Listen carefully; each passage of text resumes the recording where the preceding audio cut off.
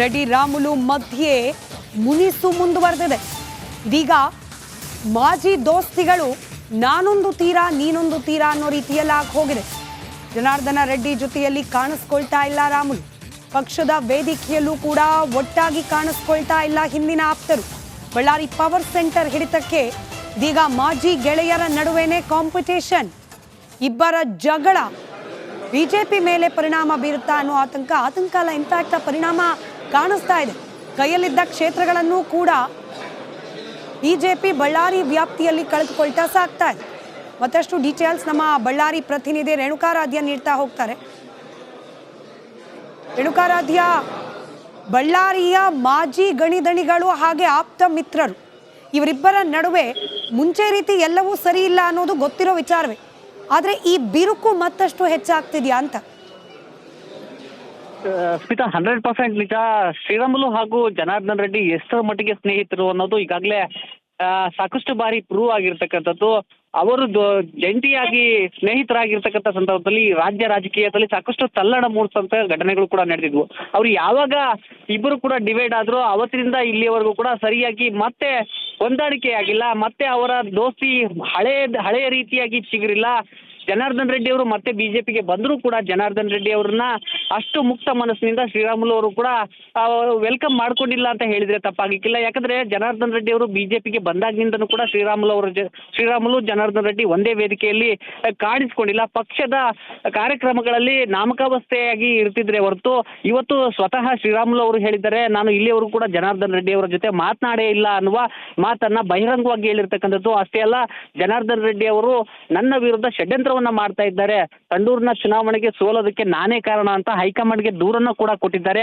ಅಷ್ಟೊಂದು ಕೀಳು ಮಟ್ಟದ ರಾಜಕೀಯವನ್ನ ನಾನು ಮಾಡಲ್ಲ ಅಂತ ಶ್ರೀರಾಮುಲು ಅವರು ಹೇಳಿರ್ತಕ್ಕಂಥದ್ದು. ಅಂದ್ರೆ ಆ ಮಾತುಗಳನ್ನ ನೋಡ್ತಾ ಹೋದ್ರೆ ಅವರಿಬ್ಬರ ನಡುವೆ ಇರ್ತಕ್ಕಂಥ ಅಂತರ ಎಷ್ಟರ ಮಟ್ಟಿಗೆ ದೊಡ್ಡದಾಗಿದೆ, ಅದರ ಪರಿಣಾಮ ಎಷ್ಟರ ಮಟ್ಟಿಗೆ ಆಗ್ತಾ ಇದೆ ಅನ್ನೋದು ಗೊತ್ತಾಗ್ತಾ ಇರ್ತಕ್ಕಂಥದ್ದು. ಸ್ಮಿತಾ, ಒಂದಂತೂ ಸತ್ಯ ಏನಂದ್ರೆ ಇವರಿಬ್ಬರ ಜಗಳದಿಂದ ಈಗ ಬಳ್ಳಾರಿ ಭಾಗದಲ್ಲಿ ಬಿಜೆಪಿ ಕಾರ್ಯಕರ್ತರಲ್ಲಿ ಸಾಕಷ್ಟು ಗೊಂದಲ ಉಂಟಾಗ್ತಾ ಇರ್ತಕ್ಕಂಥದ್ದು. ಒಂದು ಕಡೆಗೆ ಬಿಜೆಪಿ ಅಂತ ಇಲ್ಲಿ ಇದ್ರೂ ಕೂಡ ಆದ್ರೆ ರೆಡ್ಡಿ ಬಣ ಮತ್ತೆ ರಾಮುಲು ಬಣ ಅಂತ ಎರಡು ಬಣಗಳಾಗಿ ಕ್ರಿಯೇಟ್ ಆಗಿರ್ತಕ್ಕಂಥದ್ದು. ಇಬ್ಬರು ಕೂಡ ಚುನಾವಣೆ ಬಂದಂತ ಸಂದರ್ಭದಲ್ಲಿ ಯಾರಿಗೆ ಸಪೋರ್ಟ್ ಮಾಡಬೇಕು ಅನ್ನುವ ನಿಟ್ಟಿನಲ್ಲಿ ಗೊಂದಲಗಳಾಗ್ತದೆ. ಒಬ್ಬರು ಅಂದ್ರೆ ಈ ಕ್ಯಾಂಡಿಡೇಟ್ಗಳಿಗೂ ಕೂಡ ಅಷ್ಟೇ, ಚುನಾವಣೆ ಬಂದಂತ ಸಂದರ್ಭದಲ್ಲಿ ಒಬ್ಬರು ಇನ್ನೊಬ್ಬರಿಗೆ ಸಪೋರ್ಟ್ ಮಾಡ್ತಾ ಇಲ್ಲ. ಅಂದ್ರೆ ರಾಮುಲು ಅವರು ಒಬ್ಬರ ಹೆಸರನ್ನ ಹೇಳಿದ್ರೆ ಜನಾರ್ದನ್ ರೆಡ್ಡಿ ಅವರು ಒಬ್ಬರ ಹೆಸರನ್ನ ಹೇಳ್ತಾ ಇರ್ತಕ್ಕಂಥದ್ದು. ಹೀಗಾಗಿ ಪಕ್ಷದ ಕೆಲಸಗಳಿಗೂ ಕೂಡ ಸಾಕಷ್ಟು ಅಡ್ಡಿ ಆಗ್ತಾ ಇರ್ತಕ್ಕಂಥದ್ದು. ಇದೀಗ ಬಹಿರಂಗ ಅಸಮಾಧಾನ ಮತ್ತಷ್ಟು ದೊಡ್ಡದಾಗುವ ನಿಟ್ಟಿನಲ್ಲಿ ಪಕ್ಷಕ್ಕೂ ಕೂಡ ಸಾಕಷ್ಟು ಡ್ಯಾಮೇಜ್ ಆಗುತ್ತೆ.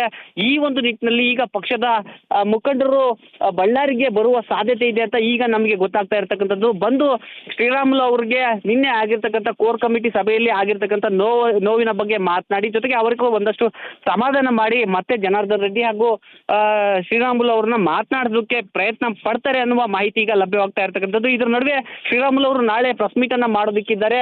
ನಾನು ಎಲ್ಲವನ್ನು ಕೂಡ ಪ್ರೆಸ್ ಮೀಟ್ ನಲ್ಲಿ ಹೇಳ್ತೀನಿ ಬಹಿರಂಗವಾಗಿ ಅಂತ ಶ್ರೀರಾಮುಲು ಅವರು ಕೂಡ ಹೇಳ್ತಾ ಇರ್ತಕ್ಕಂಥದ್ದು. ಇಲ್ಲಿಯವರೆಗೂ ಕೂಡ ಶ್ರೀರಾಮುಲು ಅವರು ಬಹಿರಂಗವಾಗಿ ಕಾಣಿಸ್ಕೊಳ್ತಾ ಇಲ್ಲ. ಆದ್ರೆ ಫೋನ್ ಸಂಪರ್ಕಕ್ಕೆ ಸಿಗ್ತಾ ಇರ್ತಕ್ಕಂಥದ್ದು. ಯಾವುದೇ ಪಕ್ಷದ ಕಾರ್ಯಕರ್ತರಾಗಿರ್ಬೋದು, ನಾಯಕರಾಗಿರ್ಬೋದು, ಯಾರಿಗೂ ಕೂಡ ಶ್ರೀರಾಮುಲು ಅವರು ಸಿಗ್ತಾ ಇಲ್ಲ. ಕೇವಲ ಮಾಧ್ಯಮದವರಿಗೆ ಮಾತ್ರ ಶ್ರೀರಾಮುಲು ಅವರು ಫೋನ್ ನಲ್ಲಿ ಮಾತನಾಡ್ತಾ ಇರ್ತಕ್ಕಂಥದ್ದು. ಹೀಗಾಗಿ ಒಂದಷ್ಟು ಗೊಂದಲ ಉಂಟಾಗಿದೆ. ಇನ್ನೊಂದು ಕಡೆಗೆ ಜನಾರ್ದನ್ ರೆಡ್ಡಿ ಅವರು ಕೂಡ ಅಷ್ಟೇ, ಅವರು ಕೂಡ ಯಾರಿಗೂ ಫೋನ್ ಸಂಪರ್ಕ ಕೂಡ ಸಿಗ್ತಾ ಇಲ್ಲ.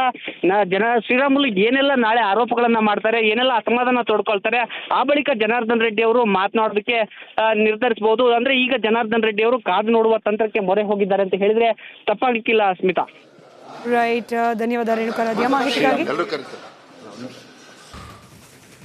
ರಾಜ್ಯ ಬಿಜೆಪಿ ಪಾಳ್ಯದ ಒಳಗಿರುವ ಆಂತರಿಕ ಭಿನ್ನಾಭಿಪ್ರಾಯಗಳು ದಿನೇ ದಿನೇ ಬಹಿರಂಗವಾಗ್ತಾ ಇದೆ. ಅದರಲ್ಲೂ ಒಂದು ಕಾಲದ ಕುಚಿಕು ಗೆಳೆಯರು ರಾಜ್ಯದಲ್ಲಿ ಬಿಜೆಪಿ ಸರ್ಕಾರ ಅಸ್ತಿತ್ವಕ್ಕೆ ಬರಲಿಕ್ಕೆ ತನು ಮನ ಧನ ಸಹಾಯವನ್ನ ಮಾಡಿದ ಈ ಜೋಡಿ ಇದೀಗ ಬಹಳ ದಿನಗಳಿಂದ ಒಗ್ಗಟ್ಟಾಗಿ ಉಳಿದಿಲ್ಲ. ಇಬ್ಬರ ನಡುವೆ ಗೆಳೆತನ ಮುಂಚೆ ರೀತಿಯಲ್ಲಿ ಇಲ್ಲ ಅನ್ನೋ ಗುಮಾನಿ ಇತ್ತು, ಇದೀಗ ಬಹುತೇಕ ಅಧಿಕೃತವಾಗ್ತಾ ಇದೆ. ಇದು ರಾಜ್ಯ ರಾಜಕೀಯದ ಅತಿ ದೊಡ್ಡ ಸುದ್ದಿ. ಜನಾರ್ದನ ರೆಡ್ಡಿ ರಾಮುಲು ನಡುವಿನ ದೋಸ್ತಿ ಖತಮ್ ಆಗಿದೆ. ಜನಾರ್ದನ ರೆಡ್ಡಿ ಹಾಗೆ ರಾಮುಲು ನಡುವೆ ಇರುವ ಬಿರುಕು ಮತ್ತಷ್ಟು ಮಗದಷ್ಟು ಹೆಚ್ಚಾಗ್ತಾ ಇದೆ. ಕುಚಿಕು ಗೆಳೆಯರ ನಡುವೆ ಅತಿ ದೊಡ್ಡ ಬಿಕ್ಕಟ್ಟು ಇದೀಗ ನಿರ್ಮಾಣವಾಗಿದೆ. ರಿಪಬ್ಲಿಕ್ ಕನ್ನಡದ ಜೊತೆಯಲ್ಲಿ ಶ್ರೀರಾಮುಲು ಈ ಬಗ್ಗೆ ಮುಕ್ತವಾಗಿ ಮಾತನಾಡಿದ್ದಾರೆ. ರಿಪಬ್ಲಿಕ್ ಕನ್ನಡಕ್ಕೆ ಎಕ್ಸ್ಕ್ಲೂಸಿವ್ ಮಾಹಿತಿಗಳನ್ನ ಹಂಚಿಕೊಂಡಿದ್ದಾರೆ ಶ್ರೀರಾಮುಲು.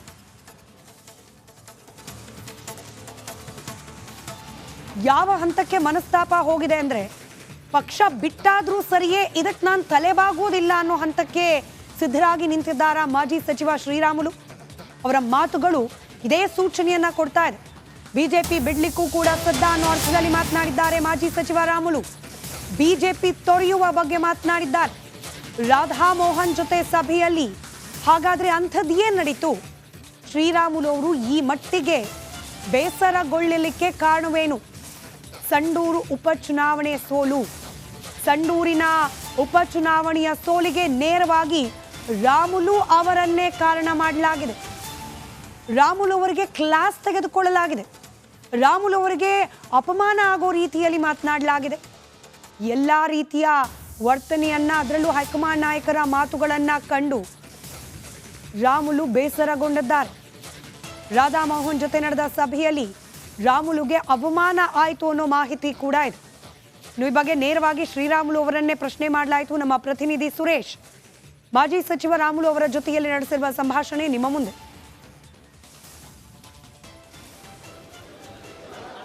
ರಾಧಾಮೋಹನ್ ದಾಸ್ ಅವರು ಅಸಮಾಧಾನಗೊಂಡಿದ್ದಾರೆ ಅಂತಕ್ಕಂಥದ್ದು ಒಂದು ನಮ್ಗಿರುವಂತ ಮಾಹಿತಿ ಸರ್. ನಿಮ್ ಪ್ರತಿಕ್ರಿಯೆ?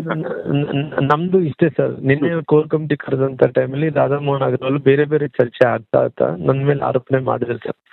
ರಾಮುಲು ಅವರು ನಿಂದನೆ ಸಂಡೂರು ಸೋಲಾಗಿದೆ ಅಂತ ಹೇಳಿದ್ರು ಸರ್. ನಾನೇನ್ ಹೇಳಿದೆ ಸರ್, ನೀವು ಕಳಂಕ ಹಾಕುವಂತ ಟೈಮ್ ಈ ರೀತಿ ನನ್ನ ಮೇಲೆ ಆರೋಪಣೆ ಮಾಡದಂತ ಟೈಮಲ್ಲಿ ಏನ್ ಆಧಾರದ ಮೇಲೆ ನನ್ನ ಮೇಲೆ ಆರೋಪಣೆ ಮಾಡ್ತಾ ಇದ್ರಿ ಹೇಳಿ ಸರ್.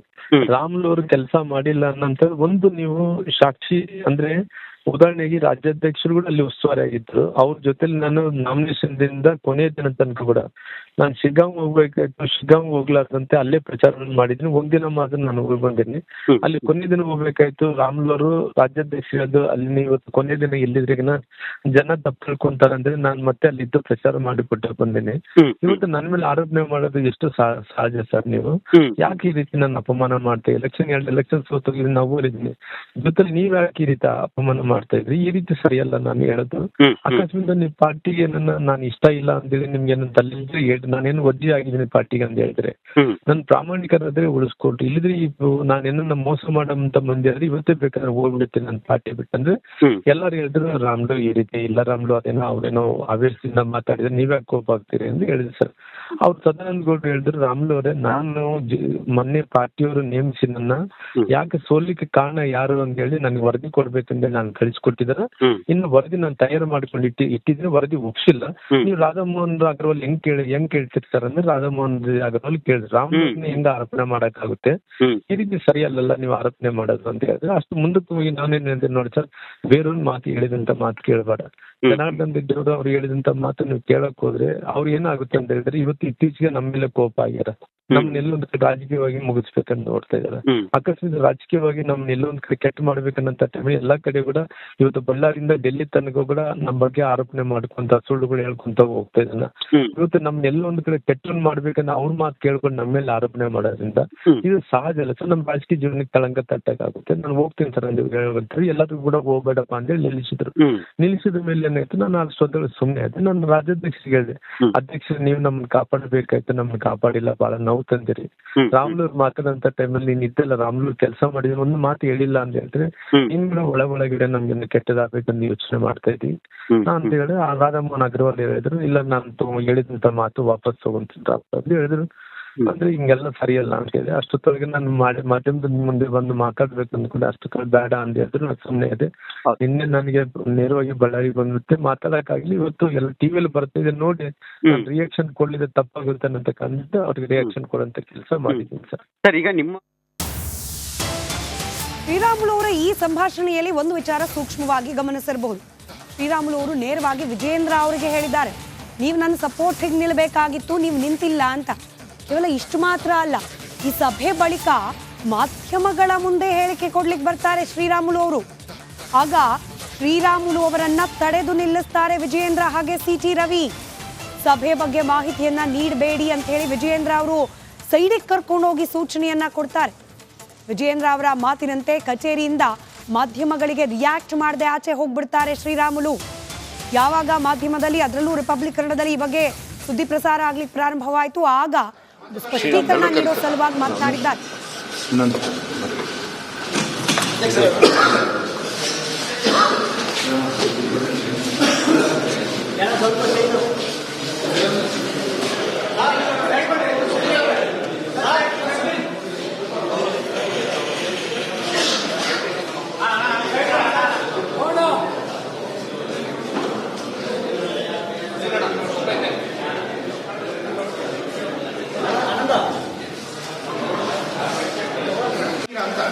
ಶ್ರೀರಾಮ್ ಎಲ್ಲರೂ ಕರೀತಾರೆ. ಇನ್ನೊಂದು